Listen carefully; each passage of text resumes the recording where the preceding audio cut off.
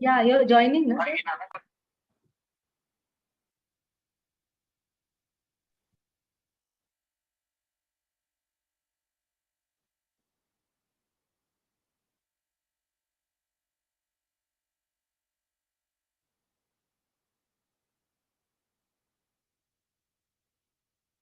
We are ready. A very good evening to everyone here. Friends, as ophthalmologists, we continuously take a lot of efforts to update ourselves and hone our clinical skills, increase our practice, and try to achieve higher and higher levels of growth. However, many of us are not very well versed in financial literacy. And by financial literacy, what we mean is the ability to understand and apply different financial skill sets effectively, including personal financial management, budgeting, saving, for example. So today, Maharashtra Ophthalmological Society has brought to you this unique webinar where we will try and address all those issues which we have always wanted to know about financial planning in practice management. And we have with us today a galaxy of panelists who will guide us through this webinar. First of all, we would like to welcome all the panelists here, as well as our chairman for the day, Dr. Santosh Bide sir and Dr. Sonal Kalia. Dr. Sonal, unfortunately, is stuck in an emergency meeting, so she'll be unable to join us today. Dr. Santosh Bide sir is the president of the Maharashtra Ophthalmological Society and past president of the Pune Ophthalmic Society. He was also the past president of the Maharashtra chapter of the ISMS-ICS. He is the secretary trustee of the POS, secretary Maharashtra chapter of the Telemedicine Society of India, consultant Ruby Hall Clinic, and an excellent phaco-refractive surgeon. I would like to ask him and invite him to say a few words. Yeah, good evening, friends. Welcome to another webinar by Maharashtra Ophthalmological Society in association with YOSI India. As Dr. Anaga has already said, that we doctors are financially illiterate. We know how to make practice, how to operate, but we are very poor in investing. We are very poor in multiplying the money which we earn. And to make us wise and to update our knowledge about financial aspects, we decided to have this webinar. And we are lucky to have speakers from different age groups. In all three age groups, we have like senior most people are also there, and young, those who have already recently started practice are also here with us. So I am sure at the end of webinar, we are definitely going to become wiser, and we will definitely do a better financial planning. So without wasting time, I request Dr. Anaga and Dr. Aarti to start the webinar. Over to you. Yeah, we would also like to acknowledge the support and cooperation of Dr. Sonal Kalia ma'am. She is the assistant professor at the upgraded Department of Ophthalmology, Savai Man Singh Medical College, Jaipur, an excellent anterior segment surgeon, president of the Young Ophthalmologist Society of India, executive member of JOS, Jaipur Ophthalmological Society, and executive member of the Rajasthan Ophthalmological Society. We are missing you, ma'am, here today. And I also like to now invite as my co-moderator, Dr. Aarti Heda. She's an excellent surgeon, brilliant academician. And over to you, Dr. Aarti. Yeah.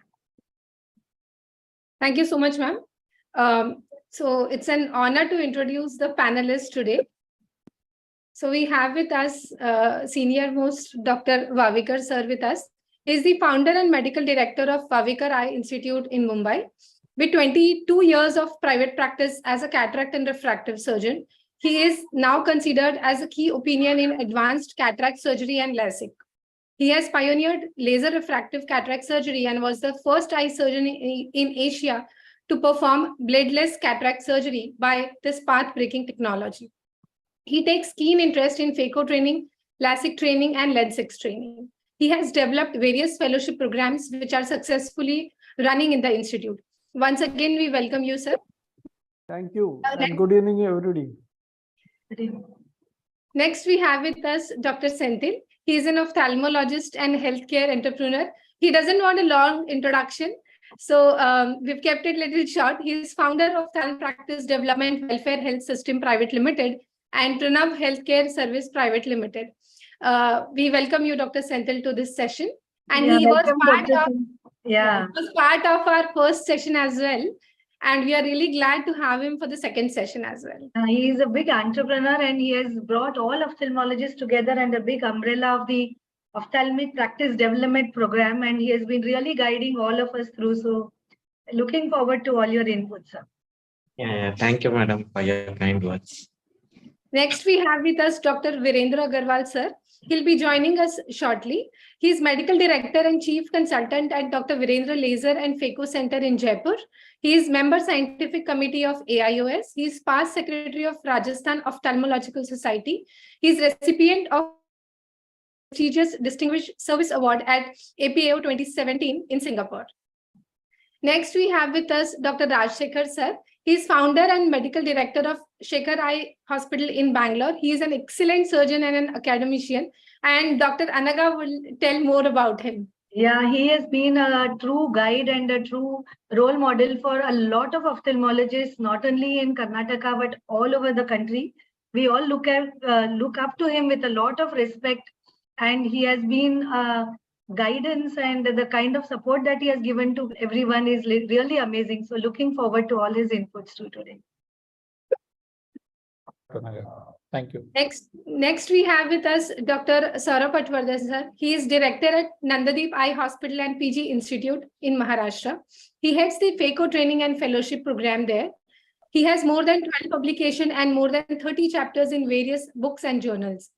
He is inventor as well. He has invented iTauric Patwardhan app, hybrid chopper, 3D surgical viewing system. He runs a popular Phaco training program on YouTube channel as well. He has performed more than 50,000 surgeries, and his specialties include cataract, retina, glaucoma, and refractive surgery. Thank you, Saurabh sir, for joining us once again for this session as well. Thank you, Aarti. Always looking forward to your inputs, Dr. Saurabh. Next, we have with us Dr. Madanagopalan. He is an accomplished retina surgeon trained in retinal diagnosis and treatment at Shankar Netralaya, Chennai. He presently serves as the vitreoretinal surgeon at JB Eye Hospital in Salem. He has more than 30 publications in reputed medical journals and is a reviewer for top journals in the specialty of eye care.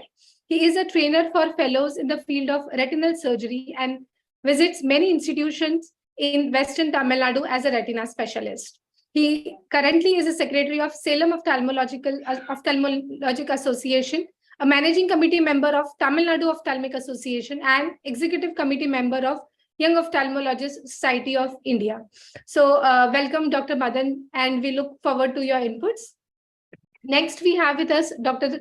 Shreyas Ramamurthy. He is consultant cornea, cataract, and refractive services at the Eye Foundation, Coimbatore. He has done a fellowship in corneal and anterior segment at LV Prasad Eye Institute, Hyderabad. He has 32 publications in peer-reviewed journals.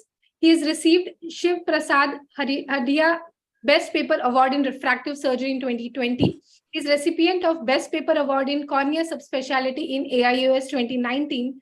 And he is recipient of 3 Best Paper Awards at ASCRS in the year 2015, 2017, and 2018. So welcome, Dr. Shreyas, to this session. Thank you. Thank you so much for Welcome, Shreyas. Amazing surgeon that you are. Amazing businessman also. So looking forward to all your valuable inputs. Next, we have with us Dr. Shraddha. She is a cornea and anterior segment surgeon trained at LV Prasad Eye Institute. She runs her own eye hospital at Mumbai and also a freelancer as a corneal surgeon with leading anterior segment surgeons in Mumbai. She is a staunch advocate of financial literacy amongst young doctors and practice development. So thank you so much, Dr. Shraddha, for joining us. Thank you, Aarti. So I really don't have to introduce Anagha ma'am, but just to complete the introduction, Dr. Anagha ma'am is medical director at Anil Eye Hospital in Mumbai. She's chairperson of Gopal Krishna Charitable Trust. She's member ARC West Zone AIOS. She's Honorary Secretary of Maharashtra Ophthalmological Society. She's also an executive member of IIRSI. She's member of FBS Women's Empowerment and Network Committee.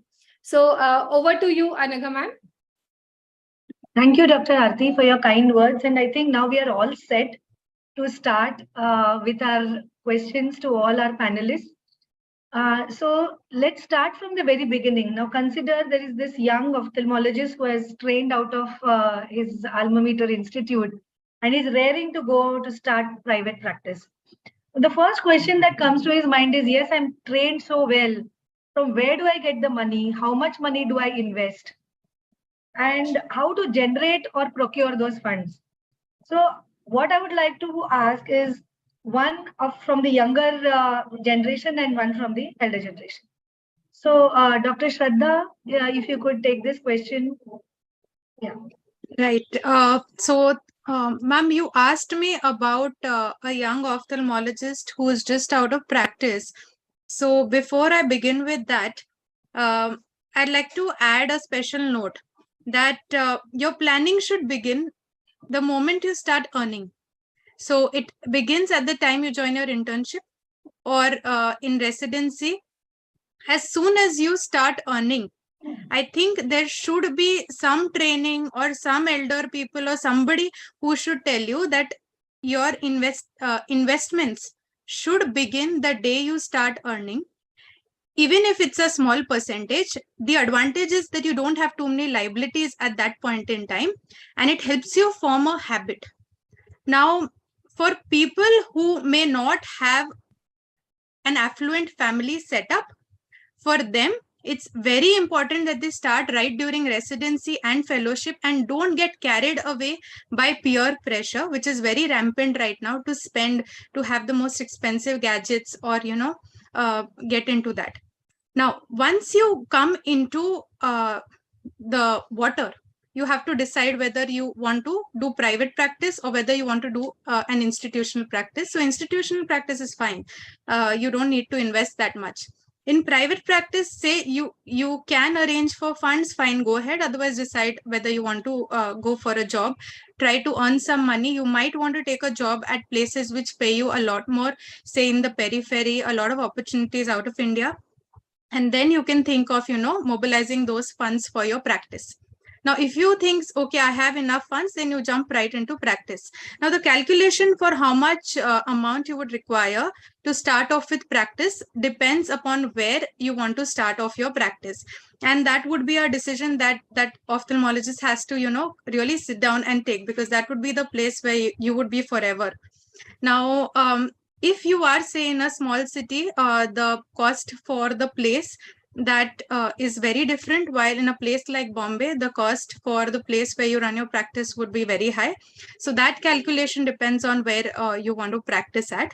But leaving that aside, I mean, the cost calculation will depend on where you want to practice. But I feel a basic OPD setup, if you don't go for very fancy equipment, can come in around 10 lakhs.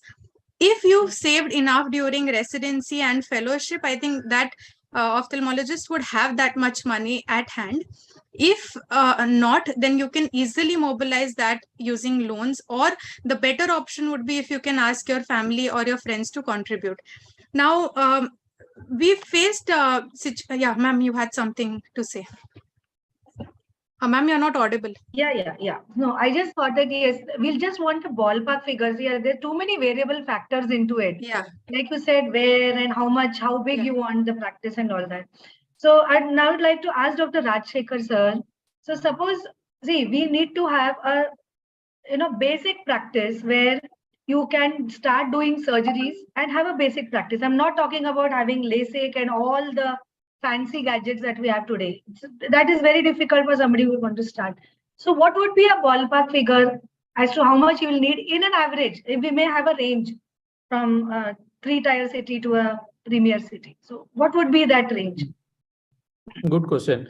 See, I would like to answer this in two ways. One, the amount itself can vary anywhere from 8 lakhs to 15 lakh rupees without accounting for the real estate part of it, because real estate varies from city to city. Some places the rentals and the rest of it may be less. But the equipment itself, one can start off from 8 to 15 lakh rupees, a decent amount. But anyway, upper limit is there's no end. But the second part is more important. Just because you have 8 to 15 lakh rupees, the youngsters who are coming out of institution shouldn't go and burn it. Basically, they have to have a business plan. See, it's easy to invest. The source of funds are easy. There are a lot of people who can give you money, including banks. So source of fund is not a problem. What you will do with this money and how you will get back that money is very important. And hence, I suggest those who are coming out of institutions to sit down with their financial advisors or meet some practitioners or get to know those who are having financial sense to figure out what is the market they are going in, what are their strengths, what is it that they can earn in a practical sense in the beginning, and what is the bandwidth they have to sustain till their practice picks up. I think thinking through that without any egos and not going by emotions is important. And I like the idea of saving money, but residents these days don't get so much. So let them at least enjoy their residency life rather than spending so much time in saving, Yeah. Dr. Go ahead. Santosh, sir, yeah. Yeah, I think you should have your project report ready. Initially, when we used to go to take a loan from the bank in our days, the bank used to ask for project report for any project, whether it is your practice or whether it is you want to start a computer institute, anything. So similarly, you should have your project report ready with projection of number of patients on day 1, 6 months, 1 year, that way. Then you will realize that how much you should invest. And it also depends on what is there in your pocket and how much of loss you can bear. So depending on that, so there is no one solution for everybody, but you should have your project report ready. That is the thing. That brings us to our next question, Dr. Aarti. Yeah, so No, now no, that maybe Dr. can I- Santosh sir has touched up that topic of loan. So let me ask next question to Vavikar sir. So you have a huge experience of practicing in a city like Mumbai. So what do you think, how to decide how much loan it's safe to take when you really start, and which banks will give the best loans, and any tips you would like the young ophthalmologists to know when it comes to taking the loans? Sorry, sir, you are muted. Can you please unmute yourself? Good evening. Thank you, Aarti. The previous panelists have made my job a little simpler, but I would like to divide whatever investment is there into 3 parts.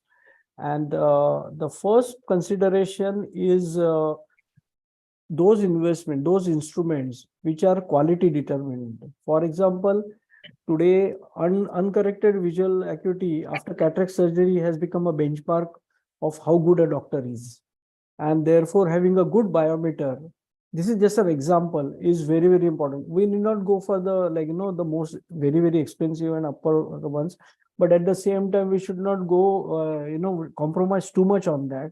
Otherwise you keep on paying in terms of patient dissatisfaction. Then there are some investments like buying your own place. Now at least in Mumbai, the medical equipments are costing very less as compared to the cost of the premises, and therefore as a beginner there is no point in investing in buying a place.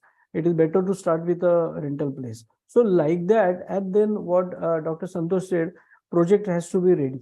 Now if you see the sources of finance, the first cheapest source is family and friends. So obviously if we can get from there, we should take. And the second cheapest source is banks. Now bank loans is available at a very, very meager rate of interest. And if we take the factor of inflation into consideration, for example, suppose I take a loan of say 100 rupees, every year I have to pay 10 rupees, and after 10 years also I'm paying 10 rupees. But by that time the value of those 10 rupees has become 6 or 5, and therefore taking loan So having a mixture of, your own investment, family, friends, and little bit of loan, so that your buying capacity increases. I think that is where I would, harp upon. So have I answered your question? Yeah, partly. Just a minute. Dr. Senthil, Regarding yeah. which bank, regarding which regarding bank banks. you Yeah, should sorry. go for? Yeah, see, nationalized banks are the best. However, it is very difficult to get loan from nationalized banks, and that's why in the beginning we have to go for local or cooperative bank. Over there, getting the loan is very, very easy. Do not get into NBFC for the beginning. NBFC have got very, very like too many clauses which are hidden, and they can get into trouble. Whereas banks, the standardization is fairly good. And nowadays we are having mechanisms set by Government of India that the rate of interest cannot be increased arbitrarily, and therefore taking loan from the first is nationalized and then cooperative banks is a very good option. And regarding rate of interest also, there are two rates. One is a flat rate of interest, which actually looks less. So there is a 6% flat rate, but actually it is twice that. Yes. So we are paying more. So don't fall into trap of that flat rate of interest. Second thing is that there should not be penalty on prepayment of loans. Very good point. Because if you do prepayment of loan, if you earn more, you should be able to prepay the loan so that you can have another project which is ready. You can go for a bigger project. But there are certain banks, especially the private banks, they do not allow you to do prepayment and they can charge you penalty. So just check whether there is any penalty on prepayment. So sometimes you have this direct bank transfer. Suppose you want a lower rate of interest and you go to another bank.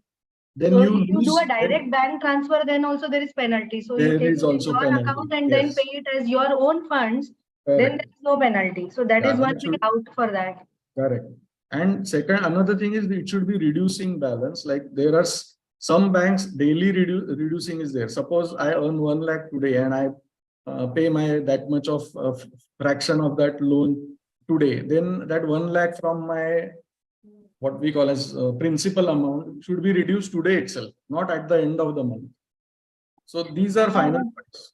Right. Dr. Senthil, regarding how safe is the loan, is there any ballpark ratio from your revenue? So for example, if I'm starting a practice today, I don't know how much I'll be earning, but if I have an EMI say 5 lakhs and I'm not even earning, so what should be the ratio of the debt versus your revenue? Is there anything like that, just for the sake of our attendees? Yeah, I would like to take that first question, like when are you ready to start the practice? So basically, I feel that you are ready to start a practice not when you acquired only the clinical skills, but I would strongly recommend that somebody should definitely work under a private practitioner. Say somebody gets the knowledge of how to run a private practice, and most of the answers to these questions will come when he gets that hands-on experience of running a private practice. Then he knows where he should start, what is the investment, should you start only with the OPD or should you also start with the OT? All the answers will come. Another thing is once you get those knowledge, but still when you start a practice with a huge investment, say if you want to start with the theater and everything, at least it's, as we discussed in the last time, it is going to cost at least 1 crore rupees these days. And how are you going to, out of the 1 crore, coming to your question, let's say if you are putting a margin money of 20 lakhs and there is a 80 lakh repayment or 70 lakh repayment, so it's not going to come on the day one. So basically, if you start, because it's the practice takes time to build. So how are you going to get that money? Let's say your EMI is 3 lakhs every month. There is also additional cost of rental and all those things. And day one, you're not going to have 10, 20, 30 patients sitting in the OPD. So basically, you have to figure out a working capital requirement for the next 12 or 18. Most of the time, we miss out on not calculating the working capital. So at least 18 months, sometimes the practice might not operationally break even. So what is the amount you need for those 18 months? That is what you have to calculate. And even if the practice is not generating that 18 revenue for the 18 months, do you have sufficient cost for that? Or your loan amount you increase with that working capital also. Most of the time you think I need only 1 crore. So can I only put that 1 crore? But you forget the working capital requirement for 18 months. So if you figure that out, otherwise, say you are working in another institution, do you have a patient following? Let's say maybe I'm not telling that you take away the patients from those centers, but do you have a patient following who will follow you up? And then you will have the money to repay the bank loan. I don't think that you have to be stressed out yourself. Like once you start, every month you have to pay 5 lakh as EMI, and then I don't think you should get into that level when you are in the initial beginning stages. So basically, like I was talking with Dr. Debashish, so he said most of the consultants working with them, they start their individual practices at say 35, 38, 40 years. That is when they start, because they have saved that enough money so that they don't have to be burdened by those huge loans. So you have to be careful on that. Either you have a patient following to service the money requirement you have, or you have the sufficient working capital requirement. You can also have a good OD account. So you can take how much ever you want and then you can repay whatever you want. That. Yeah. And you also need to remember that you need to have collaterals to get a lower rate of interest. So if you have some property or your family property, at least you can keep it as collateral. So at least that will help to reduce the rate of interest. Yeah. Otherwise, an unsecured loan will be very high. So let's move on to the next question. Yeah.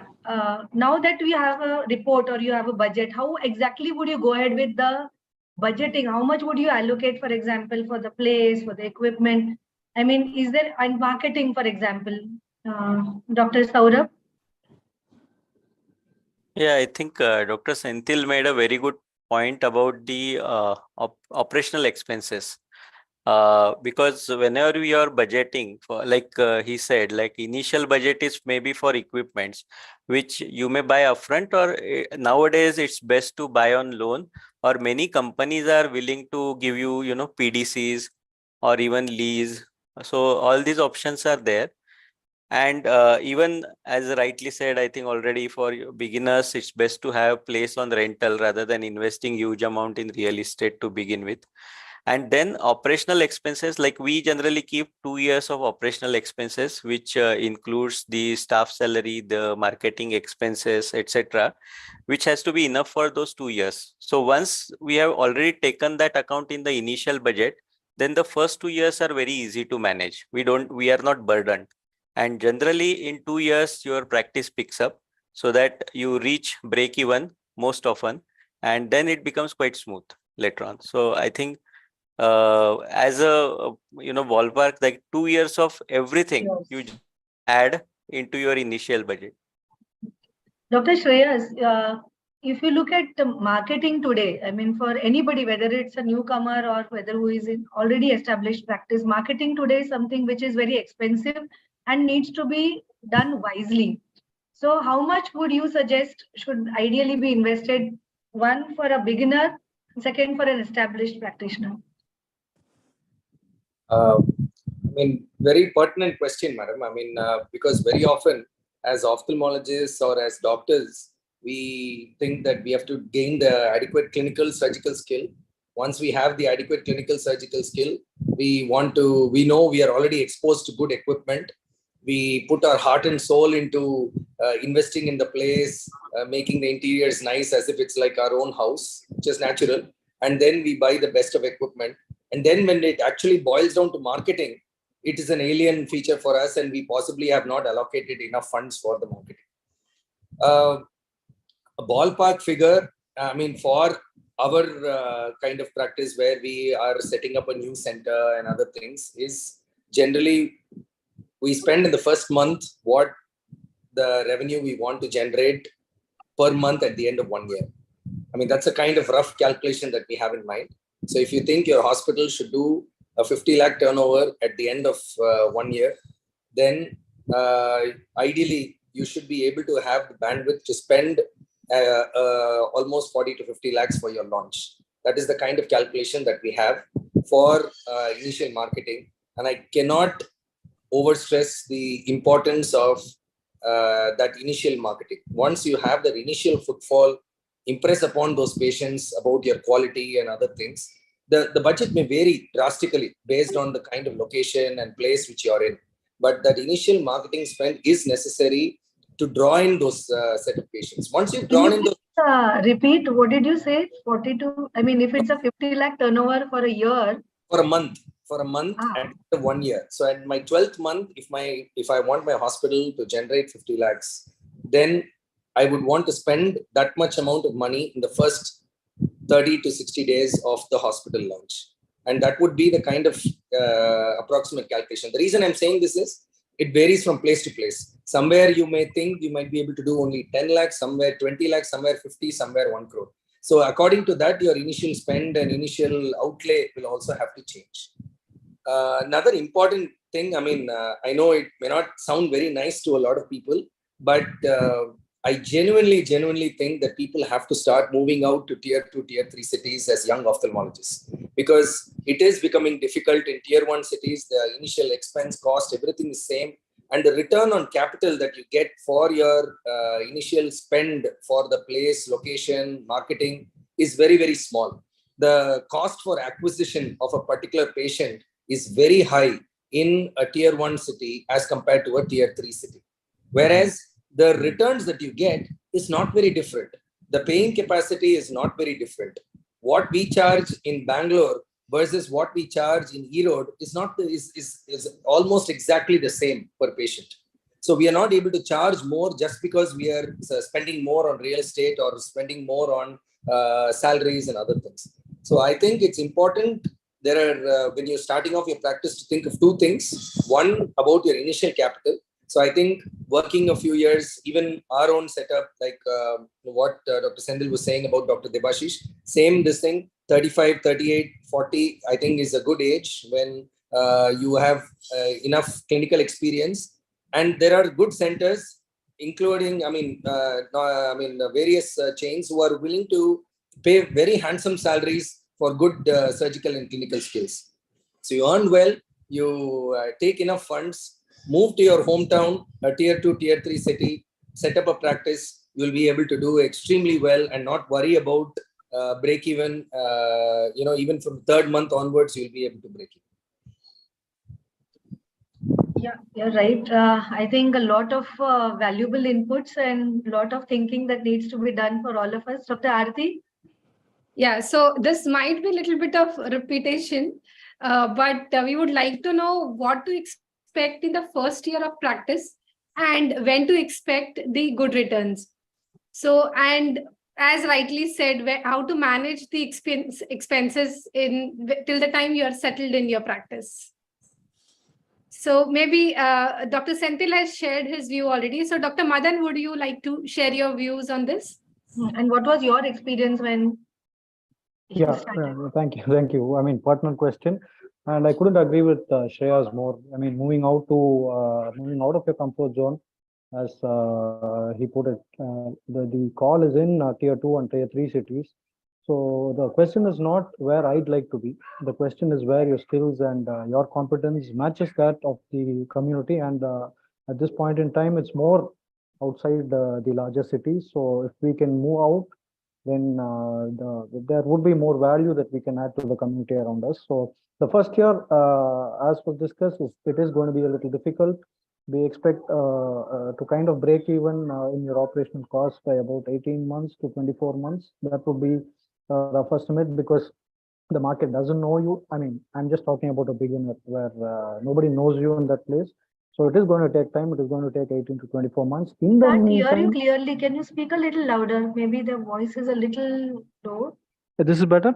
Yeah. Okay. You can speak slowly, actually. You speak slowly. Okay. So a rough ballpark figure would be about 18 to 24 months to kind of get an operational break even for a beginner who's starting out without any background in that particular geographic location. So the point that I wanted to stress was the location that you're starting your practice is absolutely important. Just make sure as a beginner in the catchment area, the catchment area where you're going to get patients from. So you're at least known in those circles. Maybe not for your skill, at least you have your friends, family there. Somewhat a kind of a circle that you can basically start off with. And the question asked was, what do you expect in the first year? It's going to be rough. It is definitely going to be rough. And besides concentrating on your core areas, there can be things that you can do out of your core area to kind of keep the flow going, to keep the revenue coming. By which I mean you can visit a couple of places. If you are a cataract surgeon, there would be people in the city who would require your help. Maybe they have a person already. You can just go complement that and keep the revenue flowing. And you can concentrate on maybe building up your OP or your optical shop for that matter. So these are revenue streams which can be helpful without you spending too much of capital on that. So the way I look at it, there are 3 or 4 pillars to a good practice. One is time, then you have good manpower, then you have space, and then you have good equipment. So when you have a higher quantity of one, probably the other 3 can be matched. So as a beginner, you have a lot of time on hand. So you need not be spending too much on space or manpower.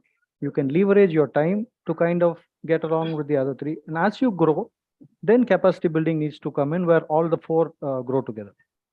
Yeah, initially maybe you can have some staff who can do multitasking so that you don't have to have, too much of staff, so that otherwise staff salaries You are can something afford which to is really very spend good. time training people into the orientation and direction you want them to grow. Right. So we were speaking of return on investment and break even, right?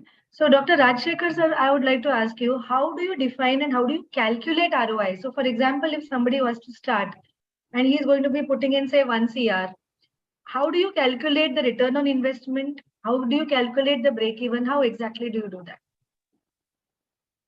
It's a good question.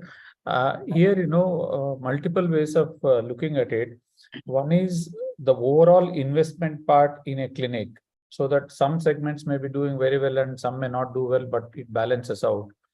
But another thing is on a particular equipment wise. Since we are talking of beginners, they should always think of first before, I just wanted to add, with your permission, though it's not connected with the question, the market survey. Madan touched it a little bit.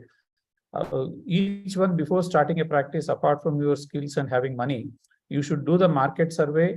And there are professionals who can do market survey, who are going to be your clients, what is their paying capacity, what is the competition in that area, and what is the possibility of you getting X number of outpatients and Y number of surgeries in a month. It may not be an accurate one, but at least some amount of survey will come. Based on that, as Santosh was saying, the project report will come. Because we are talking of beginning a practice, then return of investment is a difficult thing to start off, calculating start off. Maybe the mathematics, I'll take the help of Senthil to give that. For me, best for a practitioner is, all of you are doctors. If you're starting a practice, from day one, it has to be a joy. It can't be a financial stress. You can't put up a practice just to impress XYZ.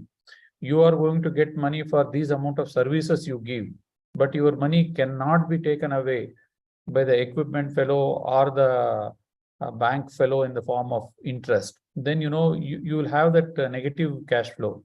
So I want people to start a practice wherein they will be on positive cash flow, at least from 2nd or 3rd month onwards, so that their motivation levels are good. Though if you put in a lot of money and if you have the bandwidth, you can wait for 12 months and 18 months, but it's not very motivating to wait for 12 to 18 months to get back your returns. So there's no harm in starting low. That's where like Senthil was saying, 1 crore rupees, somebody said 1 crore rupees is required, but I differ from that. People can decently start with some good slit lamp, EAR, and then refraction unit, and then slowly they build up, so that if the cash flows are positive and they start earning a decent amount of 2 to 3 lakhs per month, it will be quite motivating and they can go on adding. So that's my return of investment, because otherwise some people will put 2 crores or 3 crores into a laser equipment, maybe to brand and position themselves, but they are not seriously looking at money coming from that point. So that way it works out for them, because some other segment will be doing out very well. And hence, copying from somebody who is not your equal or who is not your parallel is not good. So you have to compare orange to orange. At the end of the day, what you take home is very important, not your top line. What you take home is going to be extremely important. So that's my way of looking at return on investment. Mathematics part, I'll leave it to Senthil Anaga. Yeah. Job Dr. Shreya. satisfaction is your return on investment. Isn't Dr. it? Let me Shreya answer has this raised his hand to Dr. comment. Shreya and Dr. Shraddha. Yeah. Right.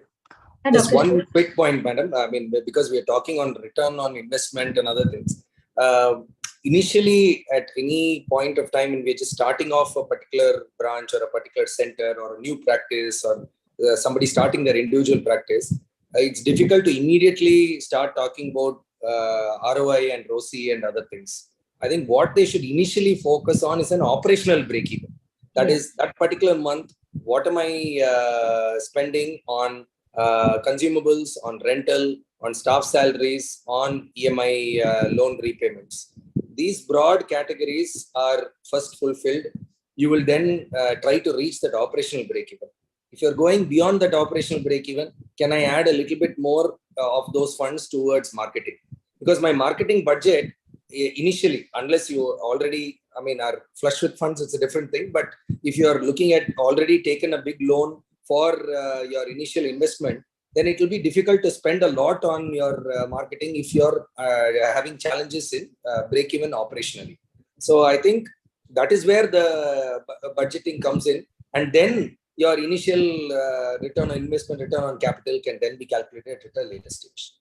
So that is what. So the operational break even you may achieve much earlier, say maybe in 5 to 6 months. But the investment, the capex that you're going to be putting, I think that will take at least 3 to 4 years, depending on how much you have put and what are the equipment. Dr. Shraddha, you wanted to say something? Yeah, so just wanted to add a very simple calculation that say you want to buy a machine of 10 lakhs and you've run your operational costs and those things are set. Now I want a a machine of 10 lakhs. So I'll calculate depreciation of about 1.5 to 2% per this, and so that comes to around 10 to 15,000 per month. And then if you've taken a loan, then calculate 1%, say at an interest rate of 12% of loan per year.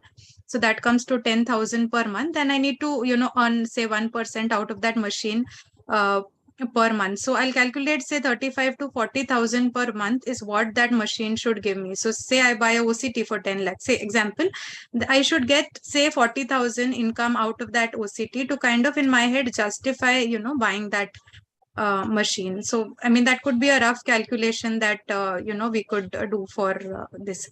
Also, just because at this point somebody spoke about getting into practice at 35, 38, 40, I probably want to play a devil's advocate over here. I'd like to say that if you want to jump into practice of your own, I feel you should jump in earlier. The earlier the better. And you kind of live in a very cushioned and a very umbrella kind of situation where you work for somebody else in a private practice, say in a chain, but once you jump into the water, you really realize, okay, this thing needs to be taken care of, the other thing needs to be taken care of, and you start doing those things and learning about say marketing or say running the OT, managing those things. So I would like to, and I have enough number of friends of my age who've done it all, who've started earlier at the age of say 30, 32 and done very well all over Bombay and other tier 2, 3 cities. Right. Very good inputs, all of you. And one more thing, when you're talking about the, return on investment, then the revenue would be per procedure, how much you're going to charge. So you need to have a balance between how much you're going to charge per procedure vis-a-vis how many procedures you're doing.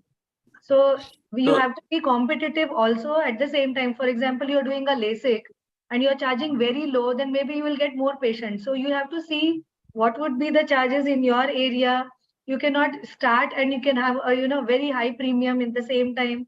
So you have to have that balance and then see how much your revenues are going to be there. Yeah, and another thing is apart from return of investment at the end of it, because most of these gadgets, they have their life. It may be 5 years, 8 years, 10 years, whatever. So after that, it needs to be replaced also. Correct. So it's not just return of the initial investment. We should have enough funds to replace it also Correct. later. So I think simple ratio to calculate is profits divided by the cost. So simplistically, we can calculate, say, 5 years, what cost that machine is going to give me either for buying it or for maintaining it for 5 years. And then profit, as you rightly said, profit per procedure. So how many procedures I need in those 5 years, so that at least a ratio of 1 is achieved, so that whatever I have invested, I got it back. But in fact, we should reach 2 or 3, because we need to buy now new machine or next machine, because this machine is now going to be maybe out of order, or may not be the latest machine which is there. So simplified rule is like this. So over a period of 5 years, just profits accordingly, number of procedure you are going to do, and divided by cost which required for maintaining this machine for 5 years. Right. And your machine will be costlier also. Yes. Yeah. Yeah, Dr. Aarti? Sir wants to. Yeah, Dr. Vavikar wants to say something. Please unmute yourself. Please. Sir, you are muted. Yeah, till he unmutes, I just want to touch on one point, that marketing, whether it is ethical and what is ethical marketing. It's a big topic. Maybe we will discuss it at the end of the. Yeah. Actually, we have a session, 4 sessions on ethical marketing starting on Saturday. So you can. Yeah. Actually, before Dr. Vavikar joins, if I can add a few points. Yes. Maybe I will try to maybe disagree a little bit with all the previous speakers. One was Dr. Rajshekhar said you can still start with the slit lamp and auto refractor. I think it's not going to work out these days, because patients are now expecting a standard. They are expecting that eye hospital should look like this, because they are already experienced the hospitals of say Eye Foundation or Vasan, and so gone are the days when you can just start with a slit lamp and trials it. It's not going to work in a city, because if you patients want to take you seriously to get a cataract surgery, they expect that, say, just like a restaurant. If you want to go to a restaurant, you want it to have certain basic standards so that you go and pay the money. So the eye hospital also, patients expect a basic standard. So you need to have those basic standards which are defined by many of the corporates. So we cannot start with a small OPD. Maybe it can survive, but if you are really looking at making it as a big practice, I'm sure you should start with a basic requirement. Otherwise, patients are not going to walk in. Second thing is the point about people starting at 35, 38 is because that is when they have enough money cushion for them to start. Because to start a decent practice, you need this financial cushion, so that you don't have this strain of repaying the loans. Another thing is, during that time, you are also mentally prepared and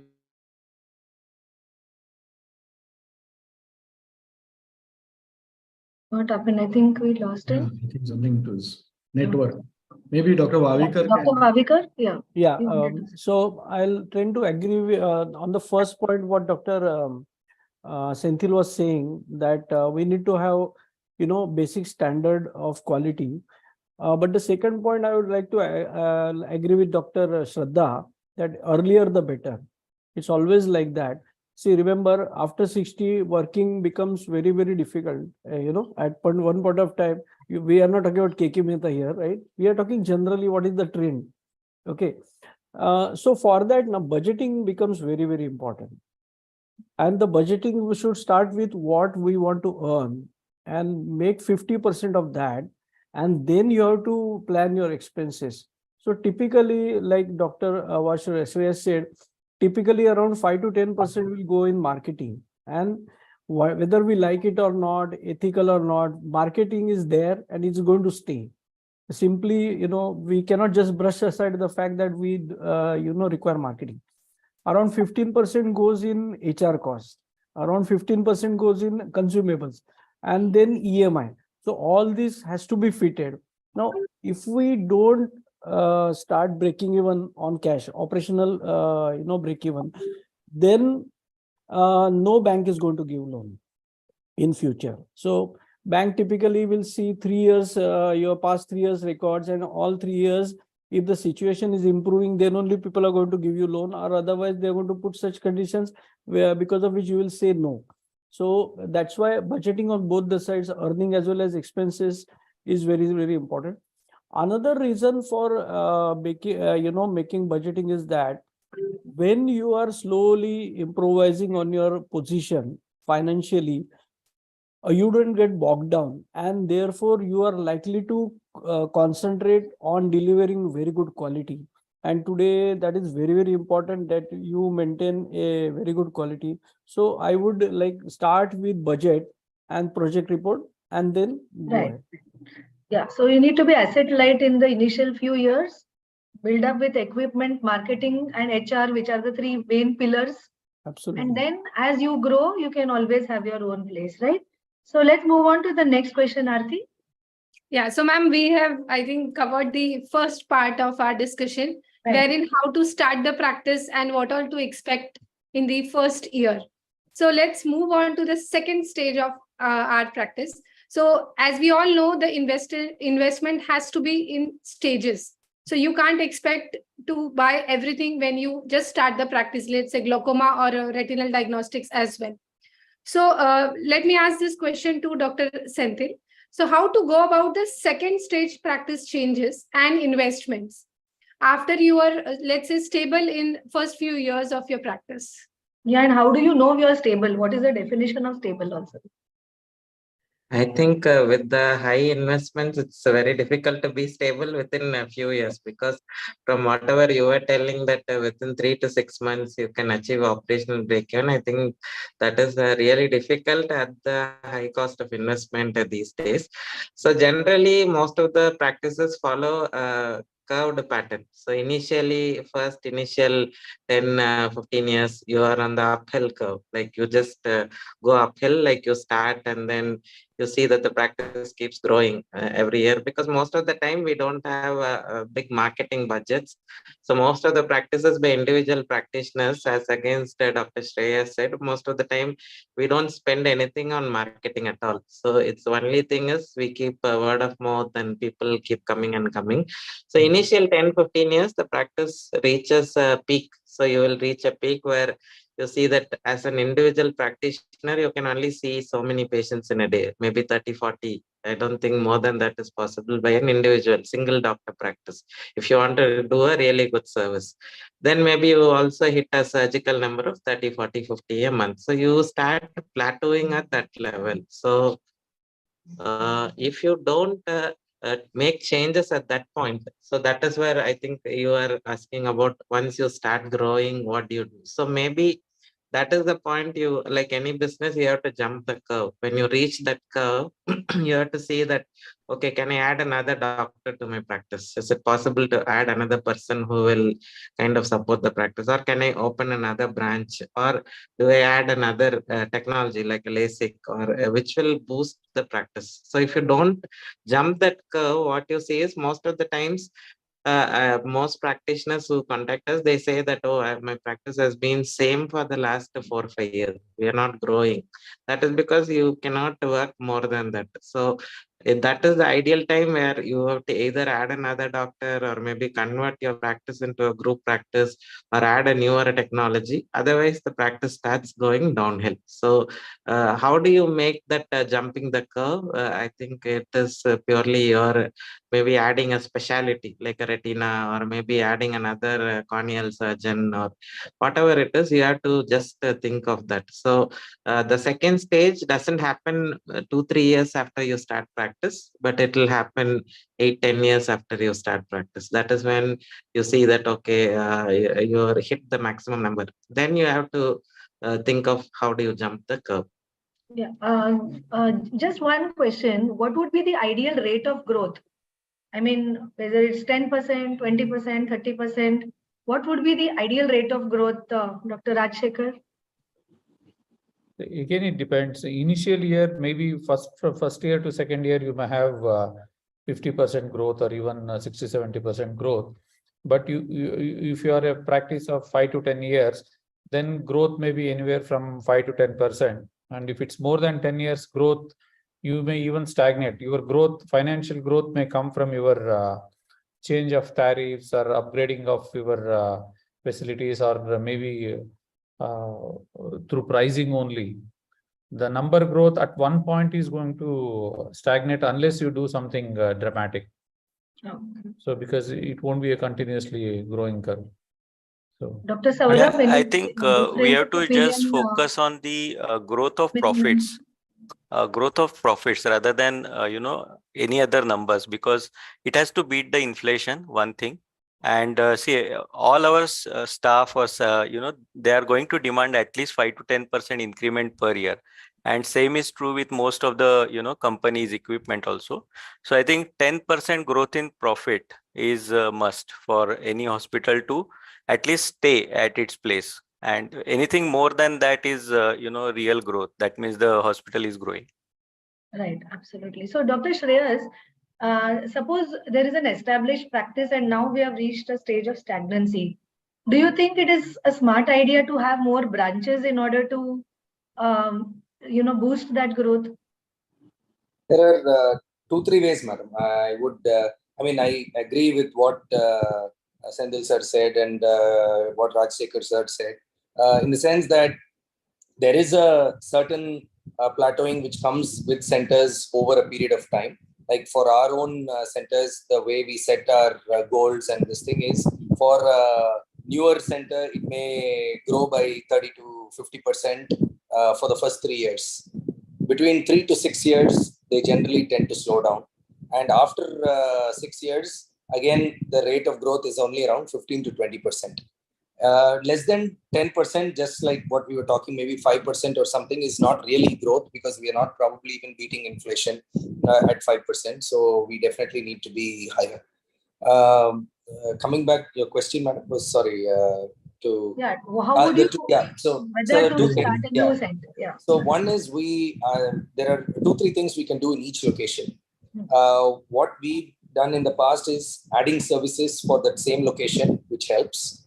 Which definitely, if you add a retina surgeon or you add a LASIK machine, and especially even if it's not, you don't have to be a multiple center. Even a single center, you have a good cataract practice, you have a reasonable IOL base, you can start bargaining for machines with bundling. You can start getting machines at a lower cost. So your investment capital does not go up very high, because already you have these bank of lenses which you are going to consume month on month. But then that new machine, which is now being added at a significantly lower investment than what it would have been at the start of your practice, can now bring in patients, can add to your practice. What we have seen is, we only in a few centers we actually earn out of refractive surgery. Our refractive surgery, having at every center, is to show the fact that this is a quality center, tertiary care center. The patient probably believes that if they have this kind of technology, they are likely to be doing the basics right. So when you add some newer technology in that center, your own cataract base can grow. So it is not that only you will grow through the refractive surgery or grow through retina. Your basic services will also grow, because people end up by word of mouth believe that, yes, this is a center which is now growing. Second thing, if it's especially a center which is now 10 years old, uplifting the center in terms of renovation, change in facade, change in your interiors is also very, very, very important, because that gives an entire new look to the practice, and that brings in more patients. Just a facelift is there. Third, capacity building in terms of your space enlargement. You may think that I'm able to manage my 70, 80 patients in this space. But when you add that space, then naturally your practice grows from 70 to 100. Just when your capacity building happens, when you add a smaller floor or a new block, or depending on the size of practice. Lastly, it's a feeding center, a nearby center. Though the spoke and hub model, frankly, in even in other chains, has not worked extremely well. Very often these spokes turn out to be just bleeders and don't really contribute to the and your bottom line actually suffers when you have too many spokes.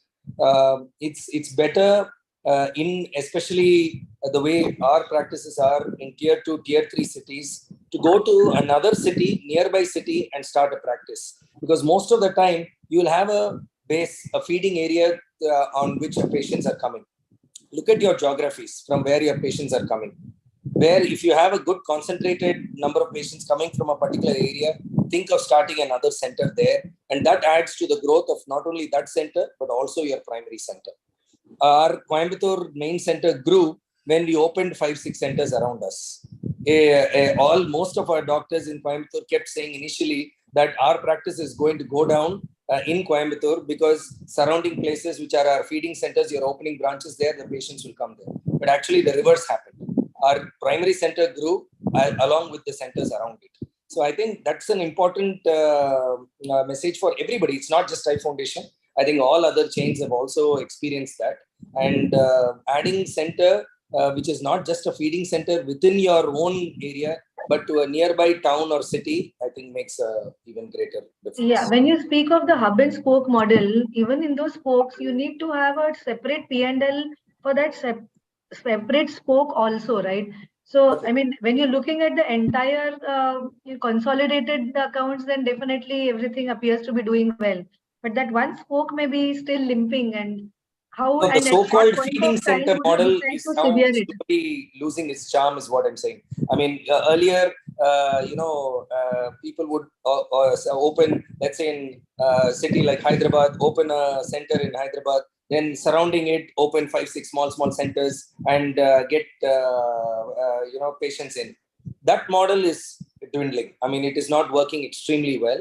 And I think most groups are finding it easier to have good center because it's also difficult to find quality doctors for these small centers. Even if you are one doctor and you want another person to work with you in a tier 3 place, getting a doctor will also be a challenge.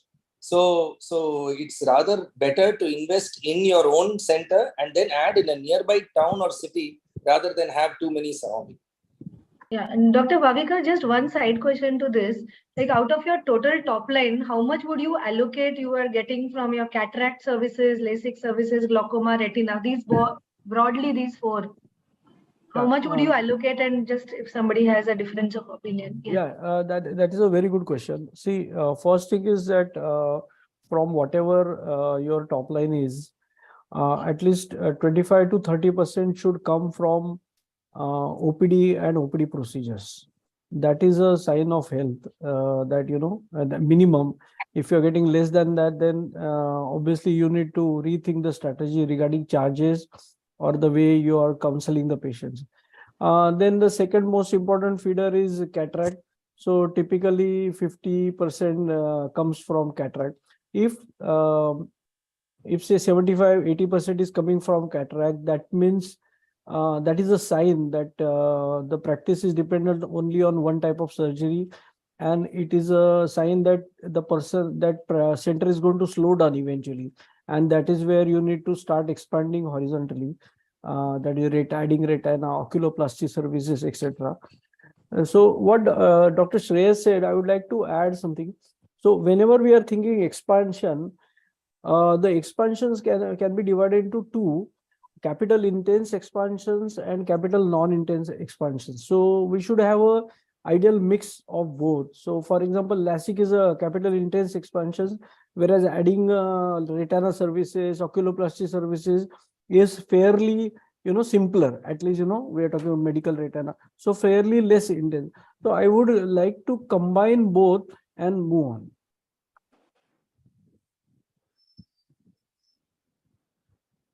Dr. Senthil sir has raised his hand. So do you want to Yes. add something?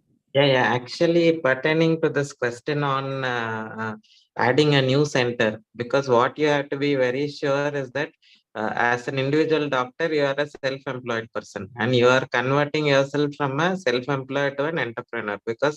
And are you really having the capabilities to do that? When you're adding a new center, do we have the business capabilities? I think that is the most important thing. And other thing, it's easier. Most of the time, what we have seen is our individual doctors are okay to work for a corporate but they're not okay to work under a practitioner. So this is a common kind of a issue which you will face. And this center of your second center, you are going to base it, the doctor whom you will be employing is the most important resource in that center. And how you are tying up with that center, and are you having him as a partner? And if he leaves, what happens to the center? Because I've seen many doctors start that additional center out of their curiosity, but they don't have the business acumen to manage that, because it's not like when you're running your own center, you're self-employed, so you can manage everything on your own. But on the other hand, when you start a new center, do you have the business skills and do you have the people to manage that? And how are you going to tie up the doctor? So I would agree with Dr. Shreyas that you add more facilities into your existing center, and try to convert that revenue from, say, if you're at 20 lakhs, what are the things you can do to reach 30 lakhs a month in that existing center, rather than opening up an additional center with a huge investment. There's nothing wrong in opening, but you have to be prepared for the running of the center in a way the business will run. So it's easier for a corporate to do, but it's a little bit difficult for an individual practitioner to do. So that was my point. I thought I wanted to add in this discussion. Yeah, Dr. Aarti? Yeah. So we are in the era where in the trend of group practice is also coming up. So when it comes to group practice and financial planning, what all points should one consider? Maybe Dr. Rajshekhar sir, you can take up this question. Group practice is an excellent thing. In Bangalore, we tried this long back when we had to invest for LASIK. That was in early 2000. It's almost 20 years of group doing strong. It involves very less investment from each doctor, at the same time shared facilities. This also answers the question of me saying, you can start off with 15 lakhs of rupees for practice, because rest another 1 or 2 lakhs if you keep, and if pool of 10 doctors put, they can put up instruments for the 20 lakh, they can get some more loan, and they can put up shared equipment where quality is also not lost. At the same time, equipment utilization also happens. Many a times the practices which are doing very well, we own up equipments which cost a lakh of rupees, a crore of rupees, but used only 10% of the time of its full capacity. 90% of the time it's idle. So that idle time is actually a loss. So if sensible group practices are there, like without shedding our ego and looking at the business aspect of that, then sharing that equipment and giving quality to the patient, we can look at reducing the cost of service to the patient and increase our profitability. So basically, that's what we all need to look at. So going forward, if government, the way it is pumping in money into healthcare facilities, the public healthcare facilities, and the way it is increasing the medical colleges, if too many doctors come out, then many of the people will be jobless if they have to start with that so-called normal expectation of putting a crore of rupees and waiting for 5 to 10 years to break even. That's not a desirable situation. And hence group practices, collaborative practices, where from the first 3 months itself, a doctor should be earning a decent salary, and private practice shouldn't be a big entry barrier if they think out of the box. If they think on the same traditional lines, which we did 20 years back, for us the times were easy. There was not much competition. And the so-called expectation of the patient that your interiors have to be like that, sofa has to be like that, AC has to be like that, those things were not there. And these things also, these are all self-imposed requirements. If you ask a patient, what is it that you are willing to pay for? He's willing to pay for quality, eye services, excellent chair time from the surgeon, and a honest and straightforward diagnosis and explanations. They are not ready to pay for your ambience. Those things, if it's given free to them, they are okay. But if you say that out of the 1,000 rupees, you are paying 600 rupees of mine is going for your AC, sofa, ambience, my advertisement and all that, they are not going to like it. But if it's a harsh reality, it is high time that we as professionals start looking at it. By reducing those Exactly. entry barriers, you can allow more juniors to come for a sensible practice. Otherwise, most of the money we earn will go to the equipment fellow, AMC fellow, bank fellow. So the patient is paying on one side and doctor is billing on the other side. Whatever money that comes during when I started practice 25 years back, 80 to 90% of money was coming to me from what patient was paying and what I was collecting, So now there are so many stakeholders in between, and it doesn't come that much, but patient feels that it's expensive charge. Somewhere we have to take a relook at it, and group practice, that's where I like that question. It definitely works. Collaboration is the way forward, actually. Yeah, only thing is, I think like the practice to, let's say, have good outcome, but at times we might face a situation where when I started a group practice, and over a period of time, let's say a year or two, you realize there are some internal clashes. So how should be the finances planned in such situation beforehand itself? See, group practice, when you said, I was going off in a slight tangent. I was going in the way of putting money together to bring in an investigation center or sharing of equipment kind of thing. If group practice is taken as one place where people come together to start a practice, then doctors themselves should not be drafting this legal document. It should be done by thorough professionals, financial professionals, where exit clauses are first defined well rather than the entry clauses. Perfect. Because everybody has to stick to those XYZ rules. So keep their egos to the side and work like professionals, putting organization ahead of them. They can never be taken as bigger than the organization. It can happen with like-minded people with some amount of a sense of self-sacrifice kind of a thing. It is possible, but doctors are not the right guys to do group practice. A doctor who comes out of this rat race and has that type A personality and wants to be the best every time and keeps bragging about what he did may not be a good businessman in group practice unless they have family tradition of exit policy has to be defined before forming a group. Yeah. So next question. So, so Dr. Saurabh, now today, if we are paying a lot of income tax, so many other things are also there, like whether you have a private limited company where the IT slab is much lesser, or you have a proprietorship or an LLP with somebody, which is the best kind of now I think proprietorship should not be done nowadays, because as you know, the income tax slabs have increased tremendously. I think LLP and private limited company both are fine. I think LLP is best midway, because less stringent, lot of more paperwork with private limited company, but LLP has benefits of most of the benefits of private limited company, plus we have much lesser tax slab, so we can keep the money in the LLP itself, because as doctors we take home less, we reinvest a lot in our own setups more, so that makes more sense. And another thing is your personal assets are away from your business entity, which is LLP.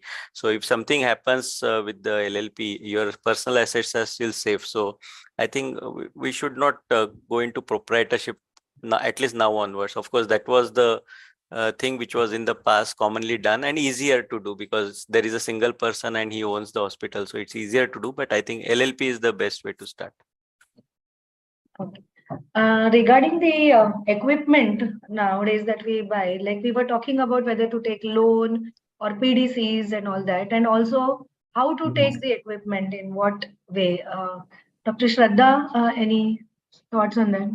And also on lease, you can have it on lease. And on Lease, lease. yeah. Yeah. So you can hire. You get it on hire also. Hire end. So Dr. Santosh, I'll start with what you said. So one of the big things which has happened in Bombay is getting equipment on lease, and it's really been a game changer for new practices. The best equipment comes on lease whenever you want it, and I feel that is something which a lot of us have been able to take advantage of, and really enhance our practice to the level of, say, the chains. but while buying a new equipment, I would say that if the person buying the equipment has the right calculation in his head, are you doing it on a whim? Are you doing it because it was said in this conference that you need to buy this equipment? Well, I don't think that would be the correct, mentality to go with it. Dr. Rohit Shetty had a conference recently in Bombay, and when he was asked about the best topography machine, he said, you need to not look at the indices, you need to learn to look at the raw data, and then any topography machine will be able to give you the right data. So first thing is about the mentality shift. Then, of course, getting the loans and the PDC part. Yes, in the initial part of practice, I would say don't get carried away into bundling and probably, don't go for too many fancy equipment. Once you get a hang of things with smaller equipment, then probably you can go with probably getting a loan or going for bundling and PDCs. So we've had a few examples in Bombay of people actually buying LASIK equipment and then big practitioners and then having to sell it off, give it off. So what we see in public is just people doing well with their LASIK machines, but people have burned their hands too. So I would say, yeah. Bundling is a wrong way of So, buying. Did not do bundling. yeah. Bundling a boon or trap? Yeah, Dr. It's Sir. a trap. So I think see, while buying any machine, I think I'm talking about lease. That means for buying the machine, not for rental. So if rental is available, well and good. But of course, good and practices who are busy cannot work on rental basis because they need immediately. So I think best way to buy any equipment is on lease, because there are two advantages. One is that your tax slab goes down drastically because the lease is tax free, so whatever. And second, the GST part also in the lens bundling part, that I will come to net. So first, I think lease is the best option. Second best option may be PDC, because PDC is nothing but interest free loan that company is giving you. So I think that is best. So don't just buy upfront, because that is the tendency of most practitioners, that I have 5 lakh FD, I just give you 5 lakh and give you the machine, that's it. So I think a better option will be to lease. Second will be PDCs, and last, I think unwise option will be to just pay upfront and finish it off. Unless you get some advantages by paying upfront, like you get extended CMC or like things. Huge discount. Yeah, huge discounts. Then regarding, I think lens bundling, it is very good option if you are using good amount of same number of same lenses you are going to use, and same numbers over a period of that is best option, because again, it's an interest free loan from the company. Very simple. You don't have to go to any bank. The company itself is giving you interest free loan for even 5 years. Like recently I bought a machine, 5 years of lens bundling, very minimal number of lenses I am going to use, and I have to pay for the next 5 years. So it's very easy for me. Second thing is that, see, even the GST varies. In the IOL, I think GST is 5% now, and on equipment it's 12%. So you are straight away profiting 7% from the equipment cost. So that is another good advantage of lens bundling. But of course, don't go for lens bundling if you don't have enough number of patients, and unnecessarily if you are putting a costlier lens to the patient, that is unnecessary waste of your money. So in that case, don't go for lens bundling. But if you have enough number of patients and you are going to focus, you are going to use the same IOL anyway, then it's best option to have. Thanks. Yeah, Dr. You pay more Shreyas. if you have lens bundling. Yeah. Dr. No, I mean, we almost buy all our equipment almost entirely only through lens bundling. There's been very few machines that we've bought through any other method. I think, of course, it's always, that's why I was even in the earlier point saying that if you've reached a certain maturity in your practice, you have 80 to 100 cataracts that you're doing on a monthly basis, you know that similar, whether as a particular company's lenses you're using more often, you can easily do bundling with them. The thing is, most companies, while yes, there is a certain, you have to follow it up, but it is not as difficult as a loan in a bank. I mean, if there is a small extension, what you're supposed to finish in 5 years, you finish in 6 or 6.5 years. It's really not the end of the world. You don't lose that relationship with the company. So I think it's a very encouraging thing, and you don't have to bundle the entire amount of the machine. There's a part amount that you can bundle, part amount which you can pay upfront, or part amount which you can take a loan for. All these options are there, but don't rule out bundling, thinking that you'll be trapped by the company, because that almost never happens. Yeah. And probably one more reason for lease being a good option is you can take it in your P&L, and because then you can take it as expense and your income tax also can be reduced. Yeah, that's what. And even That the is- slab rates go down, you know. Yes, yes. Even if Dr. you are a Manan- partner in LLP, you know, draw, finally your partner has to be paid. And nowadays the government has increased the slab rates too high, almost 38-40% to individual, like if they are earning more. So with lease, you are bringing down that tax slab, and that's a huge saving. Huge saving, right, right. Dr. Madan, you want to comment something? Yes, yes. Yeah, just a small point to add. No, I'm a retinal surgeon, so bundling with lenses was not the best deal for me actually, because I don't do too much of cataract surgery. So in that instance, I would prefer, you know, bank loans where your credit worthiness also comes into the picture, and especially if you're in a family business. I mean, not ophthalmology. If your family members are into other lines of business and they are in the routine of taking loans from a particular banker, then they are more lenient towards you, and you can sit across the table and discuss your terms. And in that instance, probably a loan has helped me a lot in my equipment purchase when I do not have the option of lens bundling. Yeah, That's right. What works for you in your field, right? Right. So coming to our next point, see, we all now have second generation ophthalmologists joining practice. Like I think even in this panel, we have at least 2 or 3 people who are second generation ophthalmologists. So when that scenario comes, what would be the best way how the son, for example, starts? Is it best to join as a consultant, or to join as a partner, or to join, start as a completely new center? So I think Dr. Shreyas and Dr. Saurabh here are already in that scenario. Would like to have your opinion, both of. Are you asking if the fathers are happy, madam? No, I would like your opinion also. I mean, the father also, if you know. I think most of us, when we join, we are only equipped with clinical and surgical skill, because right up to then we have only done maybe training, fellowships, and surgical skill, clinical skill. So I think running a hospital, running this thing is not. You may observe, you may pick up points, but it is definitely no first-hand experience. So I think all of us join as consultants, and we work our way up in the organization, and that's what happens in most places. And if once you're there and you're able to learn the ropes a little faster, then yes, there are areas which you can concentrate on, areas which you can add, areas which the first generation just did not have the time to focus on, and which you can grow. So at least in our setup, things like enlarging upon our practice in terms of multiple centers, branching out to different places, different locations, and all that we were able to do in a more significant way because of more hands on deck.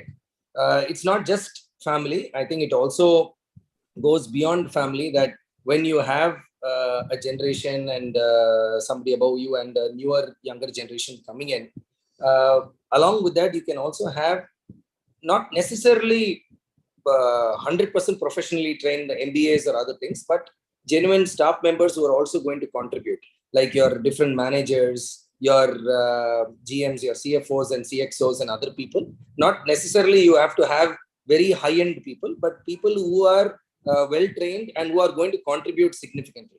I think one thing which we find as doctors, the challenge is in letting go. We think if we oversee everything, it will be perfect. I think that is very often leads to micromanaging and leads to more challenges in itself, and becomes a hurdle to our own growth. But adding, supporting, encouraging, and allowing people to grow around you actually helps your practice grow faster. Yeah, I suppose you have, Dr. Saurabh, if the father wants to retire, and then how is the best way, if you can just have a quick this thing, how the younger generation can take over and then No, I think first simple thing is to have the younger generation as a partner only to begin with, because of course with at a much lesser percentage to begin with, and then the younger generation has to move, upwards and show that he has the caliber to take the practice forward, or because most important thing what senior generation has done, they have put their efforts for last 20-30 years in their practice, and they have earned that goodwill, and it's not easy to replicate that, because that's years of goodwill. Even if you are best learned from any big university or anything, that is unachievable in your lifetime, what your senior generation has earned for you. So I think you have to be humble, you have to be grateful for that, and start your work as a junior partner. Like in US there are already these established, like earlier I think there was a talk about group practices. I think in US is one country where group practice, even Europe, in many countries group practices are flourishing. In fact, one of my friend is part of a group practice of almost 34 ophthalmologists, and that group practice is running for last 100 years. So, that is because of there is a legal precedence over there, and everyone follows the same rules, regulations. So everyone feels that, rules are justified. There is exist clause are justified, similar to that. So similarly, may not be the next generation, but if there is a senior partner there, and he wants to now, hand over the practice over next say 10 years to the another person who he feels that he may be a family member, he may not be a family member, but he joins him.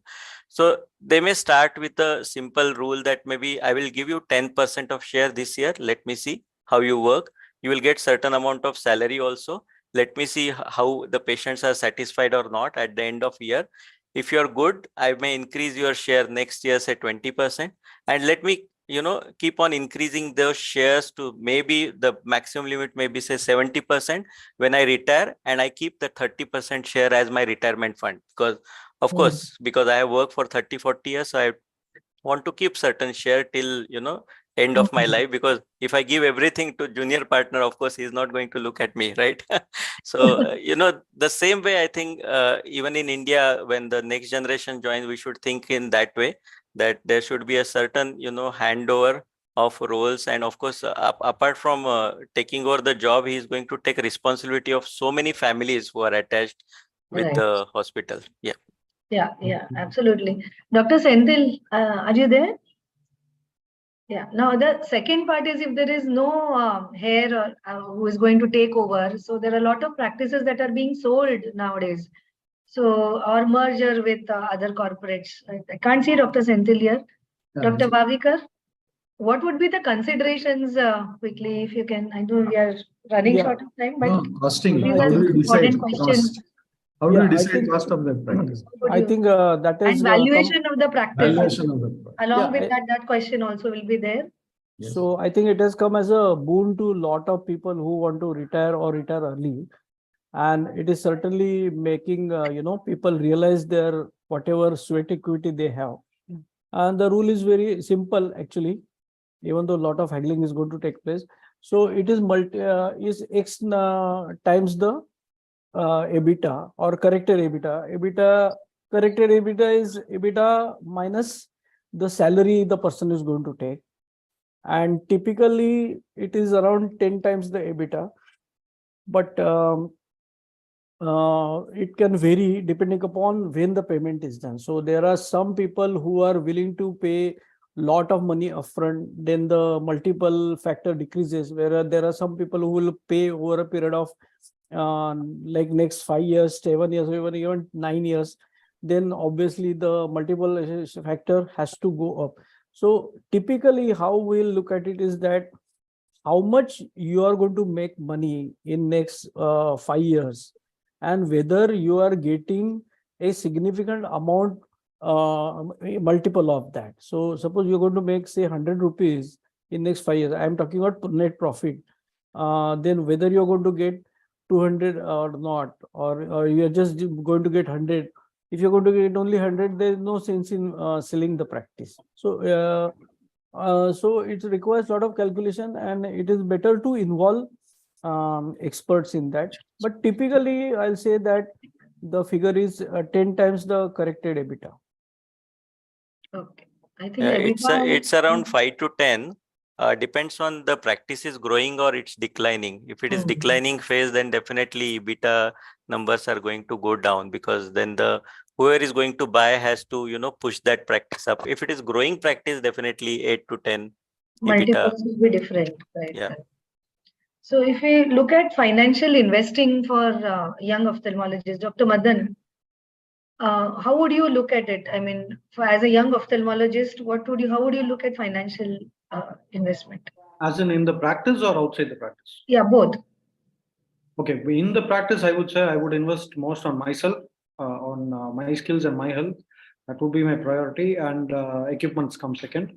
Outside the practice, at this point of time, I would say it's good to have an exposure to many asset classes, because we don't know what the future holds.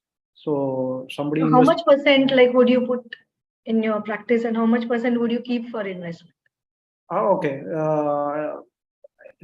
It would vary based on the age of the individual. And in my age, I would say, for me, I would say 50% would go into my practice and 50% would be outside my practice. And in 50%? Yes, outside my practice. 50% outside for such a young age.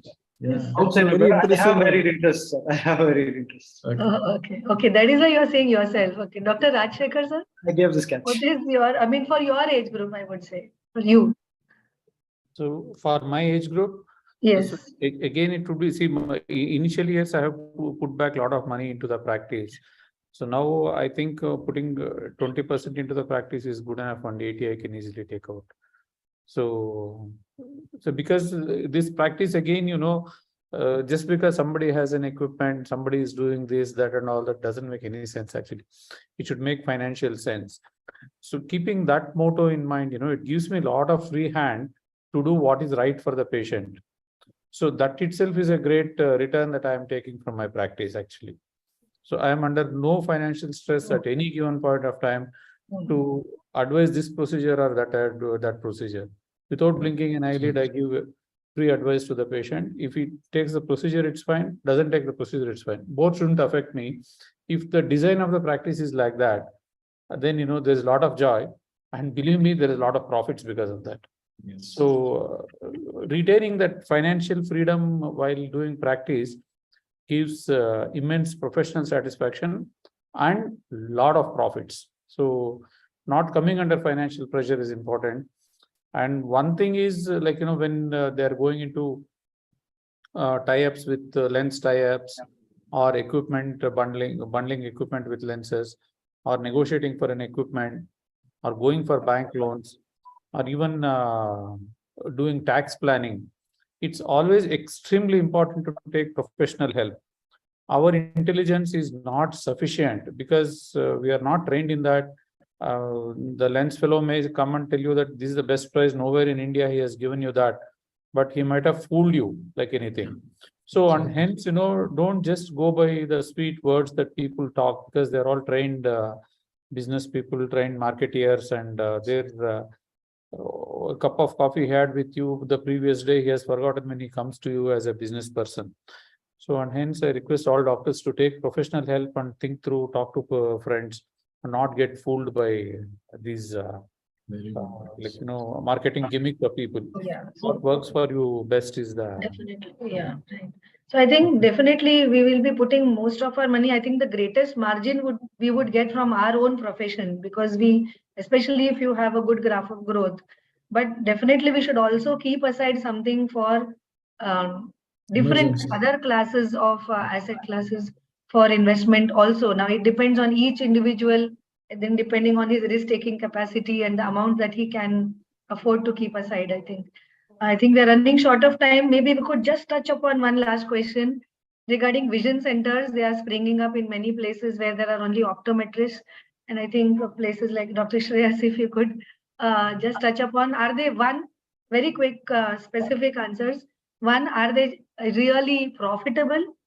And two, how should others react to it and respond to it, because they are now faced with vision centers around them? in case you're asking whether we have vision centers, we don't have any vision centers. You may not have, but I mean, But if you want to Not an individual, it's a But broad yeah. question. If It's you a want general to. question. yeah, but in the sense, I think vision centers, especially in local areas, can be very, very helpful. I mean, yeah, it's essentially gives you a drainage area for patients, and I think nobody has tapped it better than Arvind, and I think they have a fantastic vision care vision. That's why I asked you that question. Yeah, so a lot of which are just being run by sisters who are trained refractionists who are doing reasonably good refraction, and whenever there is a problem, they identify and send the patient to the nearest base center. It works well. LVP also has a reasonable model, which is maybe not working as well as Arvind, but it's also working reasonably well, where their tiered system takes it forward to the next center, feeds the secondary center, and then onwards to the tertiary center. I think it does work well for large organizations. For individual practitioner or a private practitioner, just doing a vision center, there are certain challenges because monitoring the person and the who are working in the vision center, doing adequate training and providing adequate training on a continuous basis may be a challenge. If you are in a setup where you are able to provide a structured modular training and are able to give a certain delivery of care across these centers, then vision centers, I think, is a good and positive thing. Okay. Yeah, Dr. Santosh, any questions specifically you would like to ask? No, I think we have touched on all the questions because of paucity of time, but still we have got excellent inputs from the experts, and these experts are from various age groups. If you want me to summarize, Yes, please. first thing is that you have to be ethical in your practice. That is number one. Whether you are doing marketing, still you have to be ethical. Do not be greedy. Be happy, like whatever Dr. Rajshekhar has said, I'm on the same page as he is. You have to be happy at the end of the day, whatever you have done. Second thing is, do not be comparative, and all that glitter is not gold. You may feel that someone has so many LASIK centers and this and that. That doesn't mean that he's happy or doing this thing. So as far as finances are concerned, don't be stressed out. Don't be too ambitious in the beginning. And it all depends on your style of working. Like we Indians are a great fan of cricket. So it is your style of batting, whether you are Virendra Sehwag or whether you are Dravid, you do your practice accordingly. If you have to be aggressive like Virendra Sehwag, you can invest more and do more. But ultimately, one thing is that be ethical and do good practice. And I'm sure that the joy which you will get at the end of the day by giving good service to your patients, that is going to last forever. And another thing is that COVID has taught us so many things, like be prepared for some unexpected things also. We always talk about investing and doing this and that, but be prepared for unexpected things also. That has, in fact, COVID was an eye-opener for all of us. I'm sure everybody will agree for that. So with this, these small few words, you can conclude, or maybe somebody can add. Yeah. Before I conclude with the vote of thanks, yes, anybody would like to give their parting Saurabh can add. Yeah. No parting remarks. I think just like many things we are learning, I think practice management is something we have to learn along the way. And yeah, competition is going to be higher and higher, that we all can see. It's not how it was 20 years back. Yes. And 20 years down the line, it's going to be totally different. So we have to enjoy whatever is there at the moment. Change will be the only constant in the practice. Yeah. Be adaptive to those changes in an ethical way. Dr. Rajshekhar, would you like to say? Thanks, Dr. Santosh and Dr. Anaga and Dr. Aarti and the entire team of MOS who are putting up excellent topics and excellent no lecture based didactic kind, it's a more of Yeah. panel discussion, question answer, practical things, a lot of learnings. And for youngsters who want to start practice, as Senthil was saying, they can work in some place, or even they can reach out to practices which have made success over a period of time and have one-on-one discussions. When I started my practice 25 years back, I did go to some seniors who really told me practical tips, and it was for them it was a common thing. For me it was totally new, but it made huge difference in the way I started looking at practice and all that. So we welcome juniors who want to start practice, not to be afraid of practice, not to get bogged down. Finally, you have the skills and talent, and we can definitely make a good profession out of this practice. We're all there to help in case anybody wants to reach. And thanks to all the organizers. It was a learning experience to me. I learned a lot of things. Thank you. Thank you, sir. So did we. Dr. Senthil, we missed you in between. Yeah. So thanks. It was nice, and maybe in this race for practice and then acquisition of equipments and revenues and all these things, I think you should also focus on your own personal life, because what I see is most of the time we are so much engulfed in the practice morning till evening as a self-employed person. So we also forget to live the life. So, and when let's say once you are older, maybe you don't have the opportunity to do a lot of things which you would have done younger. So maybe at least 2-3 hours every day, and maybe 20 days in a year or 1 month in a year, it has to be something other than the practice which you have to do, which you like.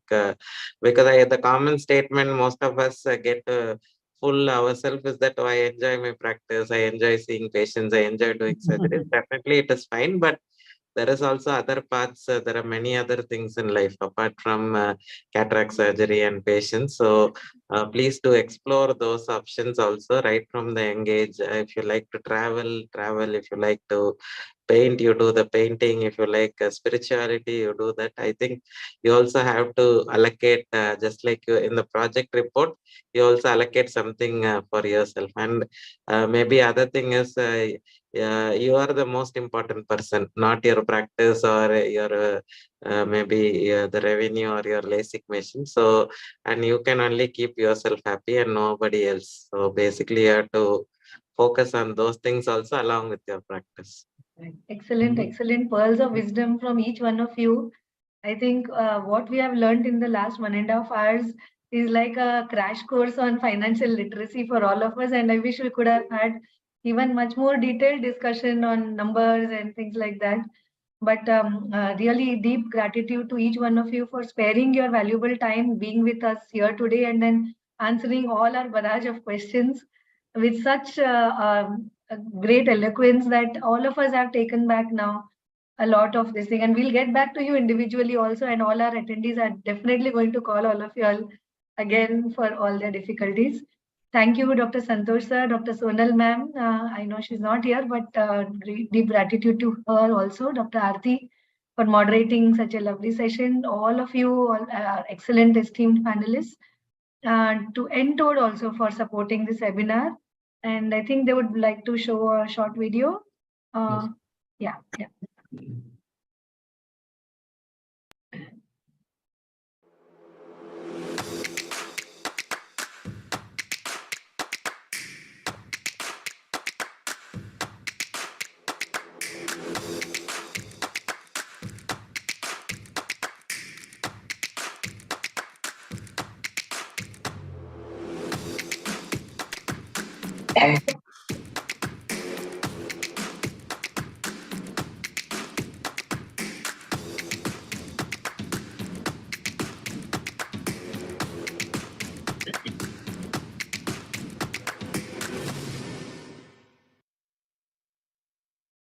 Thank you. Thank you so much.